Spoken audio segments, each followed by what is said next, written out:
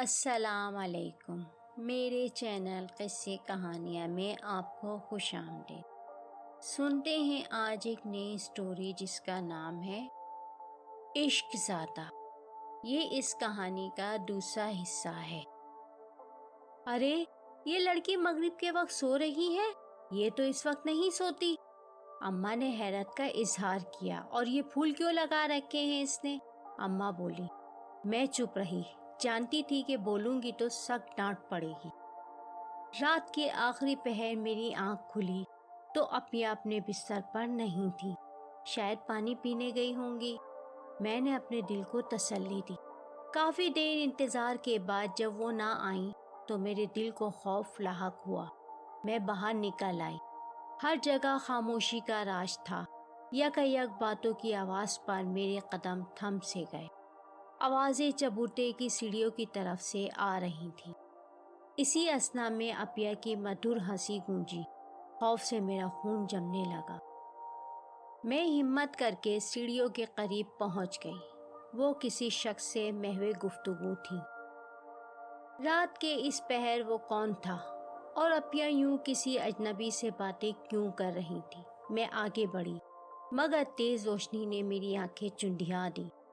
میں نے گھبرا کر آنکھوں پر ہاتھ رکھ لیے۔ روشنی کے باعث میں اس شخص کا چہرہ نہیں دیکھ پائی تھی۔ اچھا اب میں چلتی ہوں، عپیہ کی خوابدیدہ آواز سنائی دی۔ کل ملنے آؤ گی نا؟ وہ شخص بہت محبت بھرے لہجے میں بولا۔ میں خوف سے بھاگتی ہوئی کمرے میں آ کر لیٹ گئی۔ کون تھا وہ، عبدالرحمن یا کوئی اور؟ عپیہ کمرے میں آئی۔ پھول ابھی بھی بالوں میں لگے تھے، ان کا چہرہ چاند کی طرح روشن تھا۔ میرا دل رونے کو چاہ رہا تھا کہ سب کو اٹھا دوں اور یہ ماچک کہہ ڈالوں۔ صبح عبدالرحمن خلاف معمول بہت خوش تھا۔ مجھے اس کی خوشی کھٹک رہی تھی۔ بھائی بہت خوش ہیں، کوئی بڑی خوشی مل گئی ہے؟ میں کڑوا پن چھپا کر بولی۔ ہاں کچھ ایسا ہی ہے، وہ سادگی سے بولا۔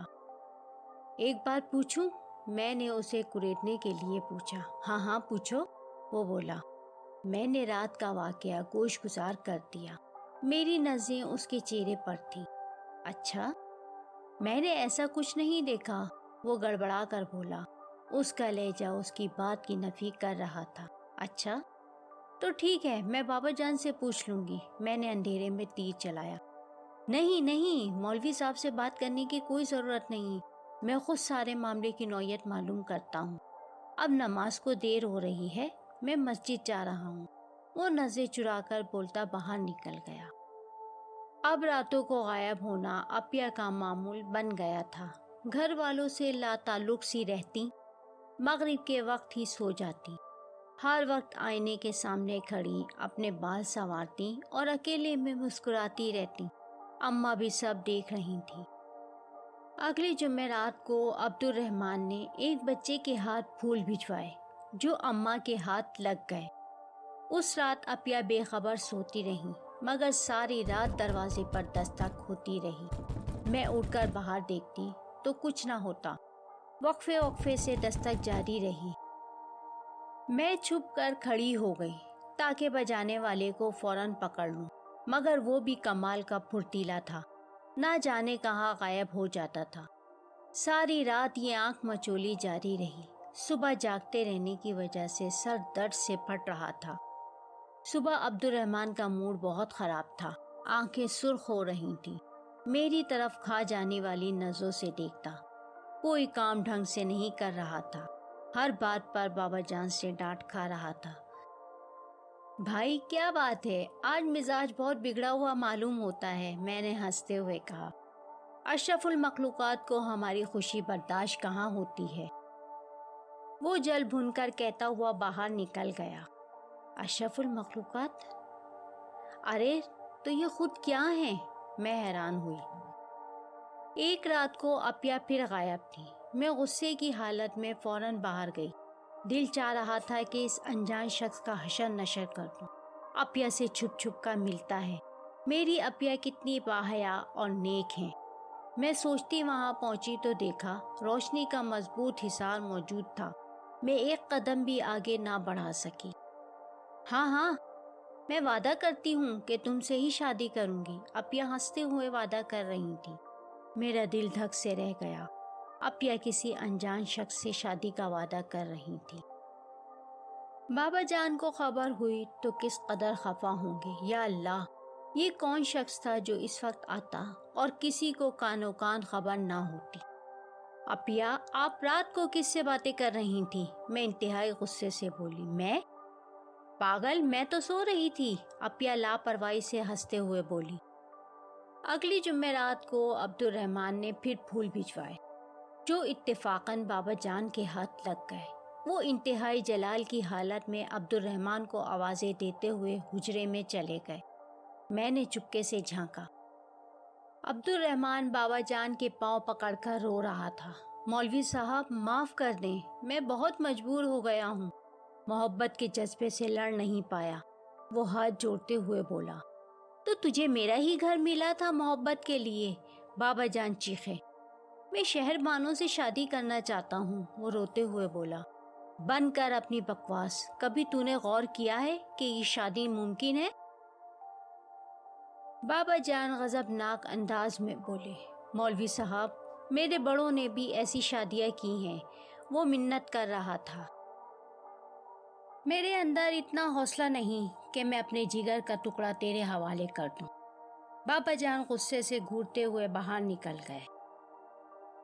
عبد الرحمن وہیں بیٹھا آنسو بہا رہا تھا۔ اوہ، تو عبد الرحمن اپیا سے محبت کرنے لگا ہے اور ان کا رشتہ مانگ رہا ہے۔ بابا جان اگر مان جائیں تو کم از کم اس کمینے انسان سے تو جان چھوٹے گی جو اپیا کو بہکا رہا تھا، شادی کے وعدے لے رہا تھا۔ نہ جانے بابا جان کے انکار کی وجہ کیا ہے، میں سوچتی رہی۔ بی بی صاحبہ، آپ ہی میری مدد کریں، میں شہر بانوں سے شادی کرنا چاہتا ہوں۔ وہ اماں جان کے قدموں میں بیٹھا تھا۔ دیکھو عبد الرحمن، میں اس سلسلے میں تمہاری کوئی مدد نہیں کر سکتی، اماں نرمی سے بولی۔ وہ خود حیران تھی کہ آخر انکار کی کیا وجہ ہے۔ عبد الرحمن تو گھر کا بچہ ہے، انتہائی فرما بردار اور شریف۔ یہ خبیث ابھی تک یہاں بیٹھا ہے۔ بابا جان اندر داخل ہوئے تو اسے دیکھ کر بھڑک اٹھے۔ مولوی صاحب، میں شہر بانوں کے بغیر زندہ نہیں رہ پاؤں گا، وہ گڑ گڑایا۔ نکل جا ذلیل یہاں سے، بابا جان نفرت سے اسے دیکھتے ہوئے بولے۔ مولوی صاحب، آپ مجھے سرکشی پر مجبور کر رہے ہیں، وہ غصے میں آ گیا۔ احسان فراموش، گھٹیا، بابا جان نے ایک زوردار تھپڑ اسے دے مارا اور دھکیلتے ہوئے باہر لے گئے۔ احسان فراموش، وہ اسے سلواتے سنا رہے تھے۔ بابا جان، آخر عبد الرحمن میں کیا کمی ہے جو آپ ایسا سلوک کر رہے ہیں؟ میں اچانک بولی۔ زینب، تم ان معاملات سے دور رہو، انکار کی وجہ نہیں بتا سکتا میں۔ آج کے بعد کوئی عبد الرحمن کا نام نہ لے، بابا جان نے فیصلہ سنایا۔ میں بابا جان کے جواب پر چپ ہو گئی، مگر تجسس ابھی باقی تھا۔ اس واقعے کے بعد اپیا گمسم ہو گئیں، کھانا پینا چھوڑ دیا، ہر وقت کمرے میں پڑی رہتی۔ چند دنوں میں برسوں کی بیمار لگنے لگی، سب بہت پریشان تھے۔ ایک رات اپیا بہت بے چین تھی، بار بار ٹہلنے لگتی جیسے کسی کا انتظار ہو۔ میں آنکھوں پر ہاتھ رکھے سب دیکھ رہی تھی۔ اتنی دیر میں دور کہیں سے بلی کی آواز آئی جو رفتہ رفتہ قریب آتی جا رہی تھی۔ پھر وہ آواز بالکل دروازے کے قریب سے آنے لگی اور بلی دروازہ کھرچنے لگی۔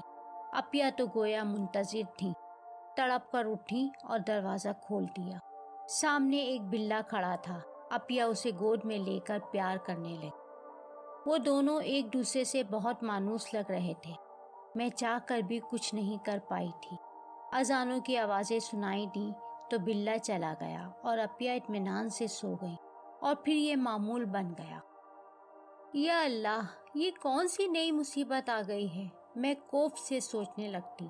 میری چھٹی حس مجھے خبردار کر رہی تھی کہ مجھے یہ بات بابا جان اور اماں جان کو بتا دینی چاہیے۔ میں نے ان دونوں سے ذکر کیا تو اماں جان رونے لگی، البتہ بابا جان کے چہرے پر تفکر کے گہرے بادل چھا گئے۔ ٹھیک ہے، آج رات میں خود جاگوں گا اور دیکھوں گا کیا ماجرا ہے، بابا جان بولے۔